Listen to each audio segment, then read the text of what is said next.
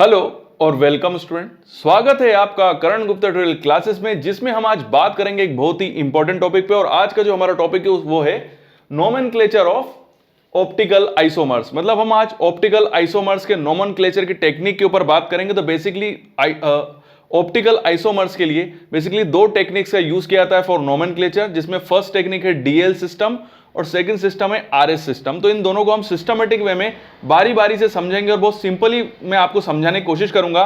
तो सबसे पहला सिस्टम जो है it is called DL system. तो मैं आपको बताता हूं DL system is relative configuration by using glycosides. देखिए ये एक रिलेटिव कॉन्फ़िगरेशन है। रिलेटिव कॉन्फ़िगरेशन का मतलब होता है जहां पर हम किसी का एग्जाम्पल लेके नोमेनक्लेचर करते हैं। तो यहां पर हम ग्लिसरॉल्डिहाइड का यूज करेंगे। मतलब यहां पर जो कंपैरिजन होगा ना वो ग्लिसरॉल्डिहाइड का होगा, या एग्जाम्पल बोल सकते हैं या कंपैरिजन बोल सकते हैं कि किसी को कंपेयर करके हम नोमेनक्लेचर करेंगे।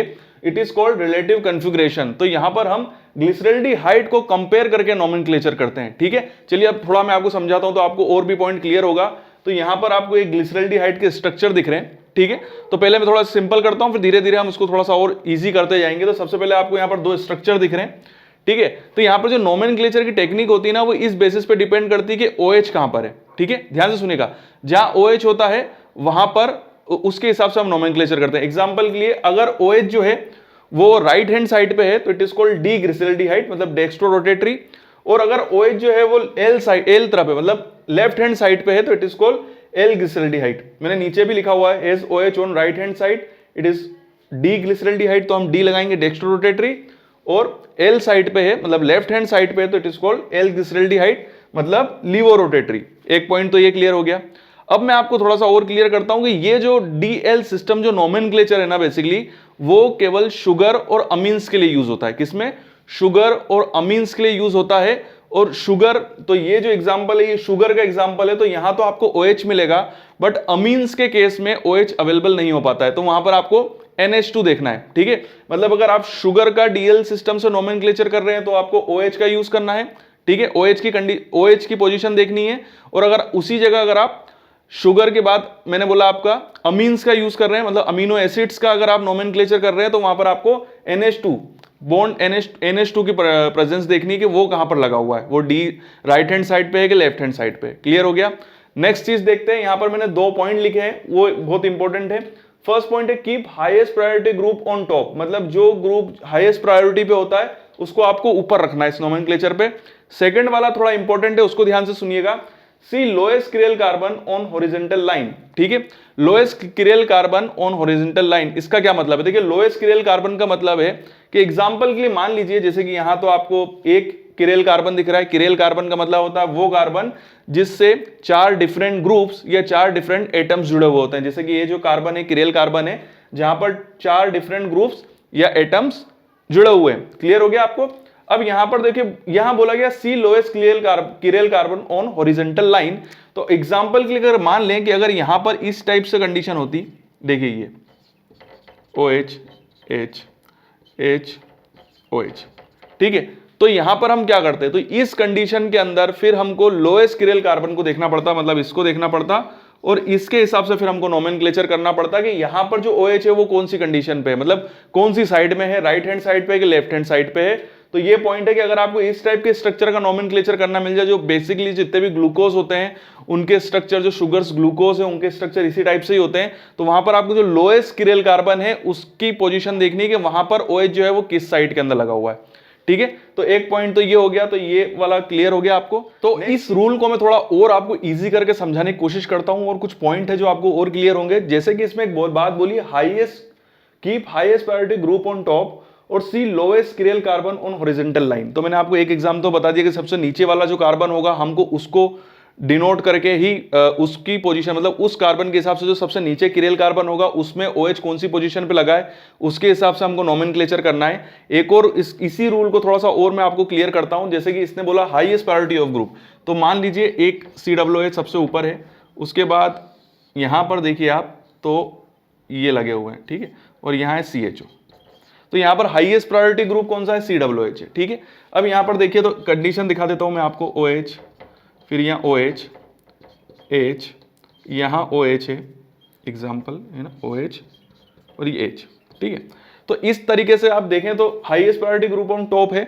नेक्स्ट है C lowest chiral carbon horizontal line, जो लोएस्ट किरेल कार्बन है वो, या आप कह सकते हैं कि जो जिस कार्बन, एक और कई बुक्स के अंदर ये जो लोएस्ट किरेल कार्बन वाला जो रूल है ना, ये अलग तरीके से भी लिखा हुआ होता है, तो मैं उन बुक्स का बताता हूं। कुछ और बुक्स में मैंने देखा है तो वहां पर ये लिखा होता है कि जिस कार्बन के पास सबसे ज्यादा नंबर होते हैं आप उसको रीड आउट कीजिए या उसको कंसीडर कीजिए। तो नंबर से मतलब है कि अगर आप नोमेनक्लेचर करेंगे तो 1 2 3 4, ठीक है, और 5। तो किरेल कार्बन इसमें कौन सा है जिसके पास सबसे ज्यादा नंबर है? तो किरेल कार्बन है ये जिसके पास सबसे ज्यादा नंबर है, क्योंकि ये 4 नंबर पे आ रहा है, ठीक है। तो इस टाइप के कंपाउंड को मतलब या तो आप दो तरीके से, या तो लोएस्ट किरेल कार्बन या वो किरेल कार्बन जिसको नोमेनक्लेचर के हिसाब से सबसे ज्यादा नंबर मिले हैं, तो उसको आप कंसीडर कर सकते हैं। तो यहां पर HO जो है ये वाले कार्बन के हिसाब से, इसका जो OH है बेसिकली वो कौन सी पोजीशन पे है? लेफ्ट साइड में है, तो it is called laevo rotatory, ठीक है। अब इस रूल में भी एक ऐसा, एक कह सकता हूं कि इन दो रूल के अंदर भी एक ऐसा ट्विस्ट है जिसकी वजह से ये डीएल सिस्टम वहां पर नहीं लग पाता है। वो ट्विस्ट क्या है मैं आपको क्लियर करता हूं। वो ट्विस्ट ये है कि अगर ऐसी कंडीशन निर्मित हो जाए, देखिए मैं इसको मिटाता हूं पहले, फिर वो ट्विस्ट बताता हूं आपको, कि अगर ऐसी कंडीशन बन जाए कि दोनों तरफ ही सेम ग्रुप आ जाए, नीचे और ऊपर, ठीक है, और OH, एक OH इधर आ जाए और एक H इधर आ जाए, तो इस हिसाब से फिर आप नोमेनक्लेचर नहीं कर पाओगे। क्यों? क्योंकि अगर आप इधर से कंसीडर करते हो तो 1 2 3 4, बट यहां भी CHO है, तो यहां पे से भी, मतलब यहां से भी आपका जो किरेल कार्बन है वो 2 नंबर पे आ रहा है, यहां पर भी किरेल कार्बन 2 नंबर पे आ रहा है। तो आप इस कंडीशन के अंदर अब आप डीएल सिस्टम लगा ही नहीं सकते हो, क्योंकि दोनों किरेल कार्बन के पास सेम नंबर आ रहे हैं। आप भले ऊपर से लो नीचे से लो, क्योंकि दोनों तरफ सेम ग्रुप है। वो क्या कह रहा है? Highest priority group on top, मगर दोनों ग्रुप सेम ही आ गए हैं, उस वजह से फिर आप यहां पर डीएल सिस्टम अप्लाई नहीं कर सकते। इस टाइप की जब कंडीशन आ जाती है तो वहां पर डीएल सिस्टम नहीं लगता है। तो आपको डीएल सिस्टम से रिलेटेड अगर आपको क्वेश्चन पूछे जा सकते हैं तो पूछे जा सकते हैं कि डीएल सिस्टम कहां पर यूज होता है, तो ये होता है शुगर्स में और अमीनो एसिड्स के केस में। और डीएल सिस्टम क्या है? It is a relative configuration, use कर रहे हैं हम ग्लिसरॉल्डिहाइड, मतलब ग्लिसरॉल्डिहाइड का कंपैरिजन करते हैं, ठीक है। ऑप्टिकल आइसोमर्स क्या होता है उसके ऊपर मैं पहले ही क्लियर कर चुका हूं कई वीडियोस के अंदर। मेरे जो ऑप्टिकल आइसोमर्स के वीडियो चल रहे हैं कि ऑप्टिकल एक्टिव कंपाउंड्स को ऑप्टिकल आइसोमर्स कहते हैं, और ये सारे ऑप्टिकल एक्टिव कंपाउंड होते हैं क्योंकि ये लाइट को राइट साइड पे मोड़ते हैं, it is called dextro rotatory, और जो लेफ्ट साइड में मोड़ते हैं it is called laevo rotatory. और एग्जांपल क्या है, मतलब कंपेयर किससे कर रहे हैं? ग्लिसरॉल्डिहाइड से, ठीक है। अब हम बात करते हैं हमारे दूसरे नोमेनक्लेचर की, जो कि है आरएस सिस्टम नोमेनक्लेचर। तो चलिए अब हम बात करते हैं हमारे दूसरे नोमेनक्लेचर की, जो कि सबसे ज्यादा यूज होने वाला ऑप्टिकल आइसोमर्स में नोमेनक्लेचर है, और ये नोमेनक्लेचर है RS system nomenclature. It is absolute configuration of isomer, मतलब एब्सोल्यूट का मतलब है जैसे डीएल सिस्टम में हम ग्लिसरॉल्डिहाइड का कंपैरिजन कर रहे थे, इसमें किसी भी टाइप का कंपैरिजन करने की जरूरत नहीं है। ये एक इंडिपेंडेंट नोमेनक्लेचर है, ठीक है, मतलब इसमें किसी से कंपैरिजन नहीं करना, इंडिपेंडेंटली जो इसमें रूल दिए गए हैं उसको फॉलो करके हम नोमेनक्लेचर करते हैं। तो स्टार्ट करते हैं, जैसे कि एग्जांपल हमने ये लिया हुआ है, ठीक है। तो इस जो हमको ये स्ट्रक्चर मिला है इसका हमको नोमेनक्लेचर करना है, और अब हम यूज करेंगे आरएस सिस्टम ऑफ नोमेनक्लेचर का, ठीक है। तो यहां पर होगा ये कि सबसे पहले तो हम इसमें जो फिशर प्रोजेक्शन होता है वो ड्रॉ कर लेंगे, और सबसे इंपॉर्टेंट है कि एटम और ग्रुप को प्रायोरिटी दी जाती है, ठीक है। इसके अंदर दो चीजें हैं कि एक तो फिशर प्रोजेक्शन कर लो आप, और एटम और ग्रुप को आपको इसमें प्रायोरिटी देनी है, ठीक है। तो यहां पर क्या होगा मैं आपको बताता हूं। सबसे पहले यहां पर जब हम इसका करेंगे नोमेनक्लेचर, तो इसके जो रूल हैं, टोटल 5 रूल हैं, इस 5 रूल को फॉलो करते हुए हम आरएस सिस्टम में नोमेनक्लेचर करेंगे। आरएस सिस्टम को नोमेनक्लेचर को 2 नाम और हैं जो एग्जाम में यूज होते हैं, और इस नाम से भी एग्जाम में क्वेश्चन आ सकता है। एक नाम है काहन प्रीलोग इनगोल्ड, ठीक है, काहन प्रीलोग इनगोल्ड सिस्टम, या तो फिर सीक्वेंस रूल। तो इस नाम से भी कई बार आरएस सिस्टम के नाम से भी क्वेश्चन आया है एग्जाम के अंदर, कई बार सीक्वेंस रूल के नाम से भी आता है, और कई बार काहन प्रीलोग और इनगोल्ड सिस्टम के नाम से भी कई बार पूछा जाता है, यही कि ये जो पूरे रूल्स रेगुलेशन है और ये नोमेनक्लेचर के बारे में। तो आपको इन तीनों के बारे में पता होना चाहिए कि 3 अलग अलग नाम है इसके, और तीनों में से भी किसी भी नाम से भी क्वेश्चन आ सकता है, ठीक है। तो ये हमारा एक स्ट्रक्चर है जिसका हमको नोमेनक्लेचर करना है आरएस सिस्टम से। क्लियर हो गया? तो फर्स्ट रूल कहता है C atom bonded to chiral carbon. ये हमारा किरेल कार्बन है, वो कार्बन जिसमें 4 अलग ग्रुप या एटम जुड़े हुए होते हैं उसको क्या बोलते हैं? Chiral carbon. तो इसमें हमको ये देखना है कि high atomic number give high priority, जिस कंपाउंड या जिस ग्रुप का या एटम का सबसे ज्यादा मॉलिक्यूलर वेट सबसे ज्यादा होता है उसको प्रायोरिटी देनी है। तो अगर आपको यहाँ दिख रहा हो तो यहाँ हाइड्रोजन है, ड्यूटेरियम है, कार्बन है, और यहाँ भी कार्बन है, ठीक है। तो यहाँ पर सबसे कम मॉलिक्यूलर वेट किसका है? तो इसमें हाइड्रोजन और ड्यूटेरियम इन दोनों का मोलिकुलर वेट सबसे कम है। ठीक है, तो यहां पर भी हमको दूसरा रूल पे जाना पड़ेगा, उसमें देखना पड़ेगा isotope have high atomic weight.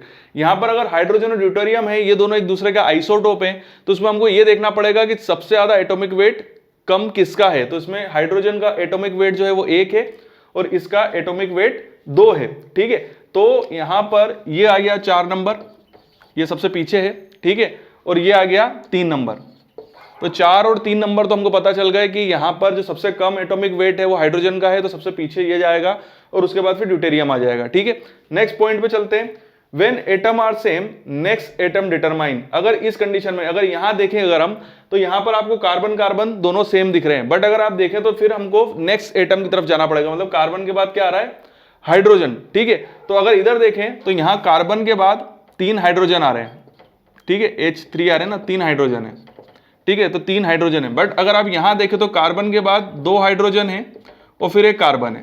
ठीक है, तो यहां पर देखें तो 3 हाइड्रोजन सेम है, तो यहां पर भी कार्बन है, फिर 2 हाइड्रोजन, यहां भी 2 हाइड्रोजन, मगर आखिरी जो है वो हाइड्रोजन है, तो यहां पर कार्बन है और इसमें कार्बन का एटॉमिक वेट ज्यादा है, तो ये इससे ज्यादा एटॉमिक वेट वाला हो गया। ठीक है, तो ये चला जाएगा फिर दूसरे नंबर पे और ये चला जाएगा फिर पहले नंबर पे, मतलब हाई एटॉमिक वेट किसका है, यहां पर है। ठीक है, तो ये हो गया फर्स्ट नंबर। क्लियर हो गया आपको?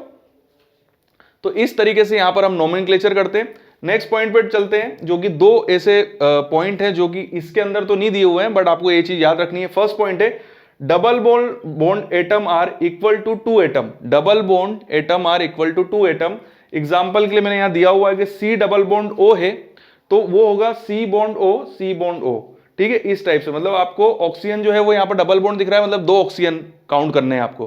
क्लियर हो गई बात? कि कार्बन के साथ एक ऑक्सीजन जुड़ा हुआ है और उसमें डबल बॉन्ड लगा है, मतलब यहाँ कार्बन से 2 ऑक्सीजन जुड़े हुए हैं, आपको ये मान के चलना है। क्लियर है? अगर यहाँ पर कोई आ जाता C डबल बॉन्ड O, तो हम यहाँ पर ऑक्सीजन को 2 ऑक्सीजन मानते। क्लियर हो गया? और आखिरी जो रूल है, rule 5, priority of double bond atom is less than actual 2 atom. Priority of double bond का मतलब है कि जैसे इस रूल के हिसाब से तो ये है कि कार्बन के साथ डबल बॉन्ड O है, मतलब यहां 2 ऑक्सीजन जुड़े हुए हैं। ठीक है, बट 5वां रूल ये कहता है कि अगर आपके साथ ऐसी कंडीशन आ जाए कि एक तरफ, इस टाइप से कंडीशन हो कि एक तरफ, जैसे मैं बता ही देता हूं यहां पर लगा के तो इजी हो जाएगा, कि एक तरफ एग्जाम्पल के लिए चलते हैं अपन, ये देख लेता हूं, ये एग्जाम्पल मान के चले, कुछ ऐसा है नहीं इसके अंदर। एक कंडीशन ऐसी हो कि यहां जुड़ा हुआ हो ये C डबल बॉन्ड हो, ठीक है, और एक ग्रुप इस टाइप से जुड़ा हो कि यहाँ कार्बन हो और यहां पर OH और यहां पर OH। ठीक है, इस टाइप की कंडीशन है ना। तो फिर आपको यहां पर भी यहां पर भी 2 ऑक्सीजन है और यहां पर भी 2 ऑक्सीजन लगे हुए हैं, बट आपको कंसीडर फिर इसको करना है। ठीक है, क्योंकि फिर ये वाला जो रूल है कि यहां पर डबल बॉन्ड का मतलब है 2 ऑक्सीजन तो है, बट यहां आपको क्लियर दिख रहा है, ठीक है, कि यहां 2 ऑक्सीजन लगे हुए हैं, तो फिर आपको इसको कंसीडर करना है, ना कि इसको कंसीडर करना है। तो चलिए RS सिस्टम को हम एक एग्जांपल से समझते हैं। तो हमारे पास यहां पर 2 एग्जांपल है। फर्स्ट रूल कहता है कि जिसका मोलिकुलर वेट सबसे ज्यादा होता है उसको प्रायोरिटी देनी है। तो इस स्ट्रक्चर के अंदर सबसे ज्यादा मोलिकुलर वेट जो है वो है ब्रोमीन का, तो इसको नंबर 2 दे दिया। फिर है क्लोरीन का, इसको 2 नंबर, 1 2, फिर फ्लोरीन 3 और फिर है 4। ठीक है, तो यहां पर ये हो गया। यहां पर भी अगर देखें तो 1 नंबर यहां आ गया, 2 नंबर यहां आ गया और फिर यहां पर 3 नंबर और यहां पर 4 नंबर। ठीक है, इस हिसाब से फिर इसमें एक रूल और कहता है कि लोएस्ट प्रायोरिटी जो 4 नंबर का है उसको आप इस कीप्ट ओनली, चाहे तो आप इसको हटा सकते हैं। ठीक है, तो आपको ये क्या करना है, हटा देना है। तो हम इसको हटा देते हैं। देखिए ये रूल कहता है हमारा कि जो चौथा नंबर है जिसकी लोएस्ट प्रायोरिटी है उसको हटा दो। ठीक है, तो ये हमने हटा दिया इसको। अब हटाने के बाद जो होगा यहाँ पर रोटेशन होगा। तो यहाँ पर जो रोटेशन होता है, तो ये देखिए, तो इस टाइप में जो रोटेशन होगा वो होगा 1 से 2 से 3 के बीच में, इस टाइप से रोटेशन होता है। मतलब प्रायोरिटी लेके 1 2 3, मतलब जिसकी सबसे ज्यादा मोलिकुलर वेट है उससे, इस हिसाब से। और यहाँ पर अगर रोटेशन देखें अपन तो ये होगा 1 2 और 3। ठीक है, तो ये जो रूल है उसमें ये कहता है कि अगर प्रायोरिटी 1 2 3 जो है अगर वो क्लॉकवाइज है तो एंटी क्लॉकवाइज है तो it is called S isomer. इसको क्या बोलेंगे हम, एस आइसोमर। ठीक है, और अगर 1 2 3 की प्रायोरिटी जो है वो क्लॉकवाइज है, ठीक है, ये एंटी क्लॉकवाइज है, ठीक है, तो it is called S isomer. और अगर क्लॉकवाइज है तो it is called R isomer. ठीक है, आर आइसोमर। ठीक है, तो आर अगर एंटी क्लॉकवाइज मूवमेंट होता है तो इसको क्या बोलेंगे हम, एस आइसोमर। और क्लॉकवाइज मूवमेंट होता है तो आर आइसोमर, एस का फुल फॉर्म है सिनिस्टर और आर का फुल फॉर्म है रेक्टस, ठीक है, सिनिस्टर और रेक्टस। तो इस टाइप से हम यहां पर इसका नोमेनक्लेचर करते हैं। तो सबसे पहले हम हाईएस्ट प्रायोरिटी मतलब हाईएस्ट मोलिकुलर वेट वाले कंपाउंड का नंबरिंग करते हैं, जिसकी लोएस्ट होती है उसको हम हटा देते हैं और उसके बाद हम मूव करते हैं मतलब रोटेशन करते हैं। तो जिस तरफ रोटेशन उसी तरफ होगा, जो 1 2 3 1 2 3 ऐसा रोटेशन करना है, मतलब प्रायोरिटी को लेके जाना है तो वैसे रोटेशन होता है, ठीक है। तो यहां पर हमारा जो ऑप्टिकल आइसोमर्स का नोमेनक्लेचर था वो जो है टॉपिक वो कंप्लीट होता है। ये वीडियो आपको कैसा लगा कमेंट्स में मुझे जरूर बताइएगा। अगर आपको कोई डाउट है, कोई चीज समझ में नहीं आई है तो आप मुझसे कमेंट बॉक्स पे क्वेश्चन पूछ सकते हैं, मैं जरूर आपके क्वेश्चंस का जवाब दूंगा। वीडियो देखने के लिए थैंक यू वेरी मच। आपके उज्जवल भविष्य की कामना करता हूं और यूं ही बने रहिए मेरे साथ। अगर आप भी इन इंस्ट्रूमेंट्स पे ट्रेनिंग करना चाहते हैं तो you are most welcome in our institute. हमारा पता और ईमेल आईडी मैंने नीचे दिया हुआ है, तो यहां पर आप मुझे मेल कर अपनी इंफॉर्मेशन, अपने कॉन्टेक्ट नंबर मुझे सेंड कर सकते हैं। और साथ ही साथ हमारे पास कौन कौन से इंस्ट्रूमेंट्स है तो उसकी लिस्ट में आपको साइड में सेंड कर रहा हूं। तो यहां पर आप देख सकते हैं कि हम किस किस टाइप के इंस्ट्रूमेंट्स में ट्रेनिंग कराते हैं। और अगर आप कोई मास्टर डिग्री कर रहे हैं, कोई पीएचडी कर रहे हैं या किसी भी प्रोजेक्ट वर्क से जुड़े हुए हैं और अगर आपको किसी इंस्ट्रूमेंट्स की रिक्वायरमेंट है और वो इंस्ट्रूमेंट आपके पास नहीं है, तो हम साथ ही साथ कंसल्टेंसी सर्विस भी प्रोवाइड कराते हैं। तो उससे रिलेटेड भी अगर आप कोई भी इंफॉर्मेशन जानना चाहते हैं तो आप मुझे मेरे पर्सनल मेल आईडी पे मेल कर सकते हैं। नीचे मैंने अपना मेल आईडी दिया हुआ है।